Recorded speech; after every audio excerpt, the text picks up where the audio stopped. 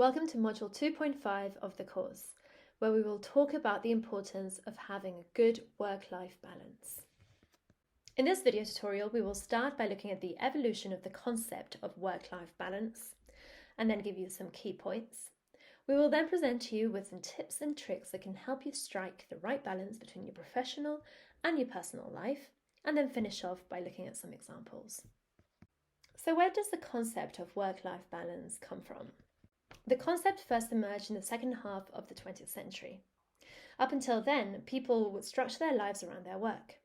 Your work and your salary set the means and the limits within which you could build your private life.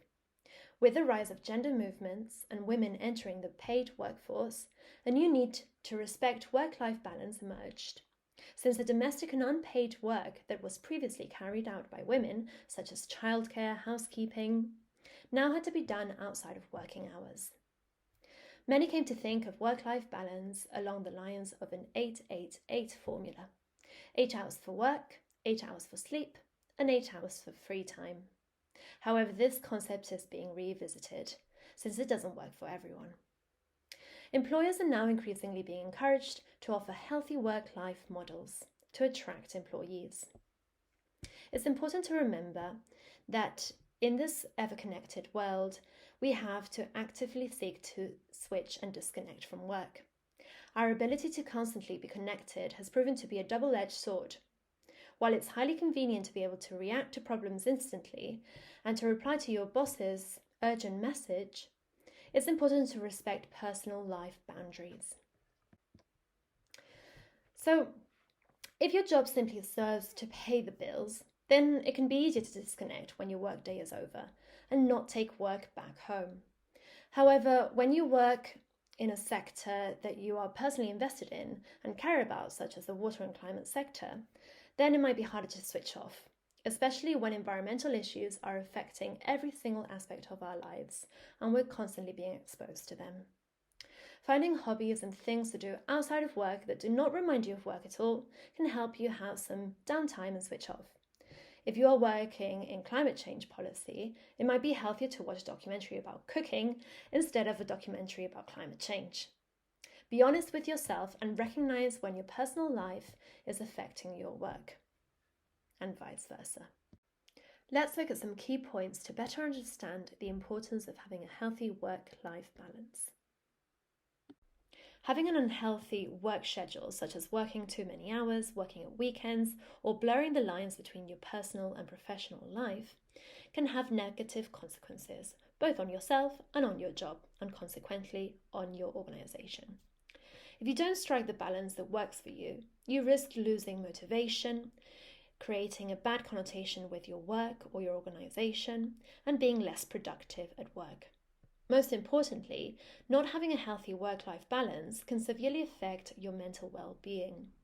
Remember that a large proportion of our lives are dedicated to working, so make sure that you have a schedule and setup that is suitable for you and sustainable. And remember that you should not strive to replicate someone else's work-life balance, since we're all different and have different needs and limitations.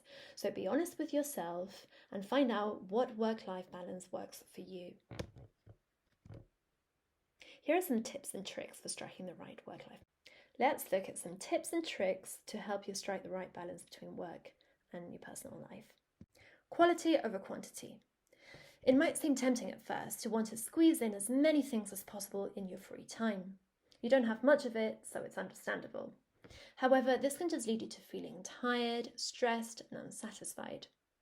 We therefore think it's best to choose a few things that you really value and really get pleasure out of, instead of wanting to do a multitude of things.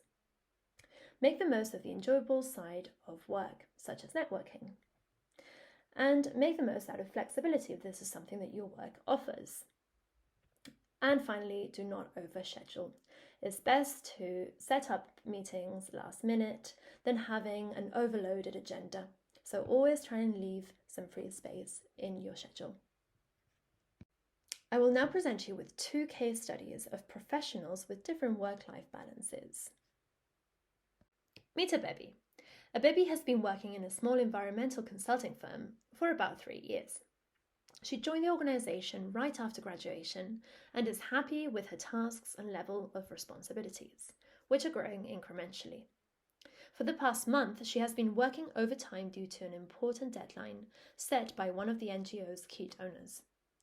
Knowing that her workload would be intense during that period, Bebi scheduled a 2-week holiday shortly after the deadline, which she will use to disconnect and visit her grandparents. To balance the late work hours, Bebi preps fresh meals twice per week to make sure she eats healthy and keeps up her energy levels. When she gets home from work at around 9 p.m, she calls her best friend and her grandmother for a quick chat over dinner. She then switches off her electronics and snuggles on the sofa with a new book she has been wanting to read. She goes to bed at around 11 p.m. and wakes up at 7 a.m. During lunch hours, no matter how busy it gets, Bebi doesn't schedule any meetings but tries to go for a run or do a quick workout at the gym instead to keep working towards achieving her fitness goals. While she sometimes has to work on the weekends, she uses the rest of the time to attend concerts or just sit in the park with her friends. And this is Dylan. Dylan is a young professional who began working for a brand new water-related social startup a year ago. He loves his job as he feels he can have a more tangible impact than if he was working for a larger institution. Dylan considers himself a workaholic and is eager to climb up the career ladder and make a difference in the young organisation. So he does not say no to any new tasks that are assigned to him. He even takes on responsibilities of his co-workers that are not on his job description to appear especially dedicated. Dylan never leaves work before sunset and often comes into the office on weekends. He hasn't seen his boyfriend in over a week and usually does not have time for anything else other than fast food once he gets home from work. Dylan's boyfriend has been pushing to go on vacation, but Dylan does not see a gap in his calendar for the next 12 months. Also, given the absence of proper structures, his salary often arrives with several weeks' delay. During the day, Dylan often feels tired, which is exacerbated by his ability to fall asleep and sleep through the night. He has noticed that lately his quality of work has been slacking. He has struggles to finish projects and has twice been called into his supervisor's office because of errors in his work.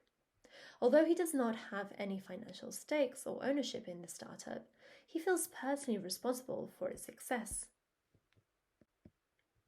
Now that you know a bit about Bebi and Dylan's work personal life realities, go to the module fact sheet to find out whether we think that they have struck a good work-life balance. Thank you very much, and we hope that you too find your perfect work-life balance.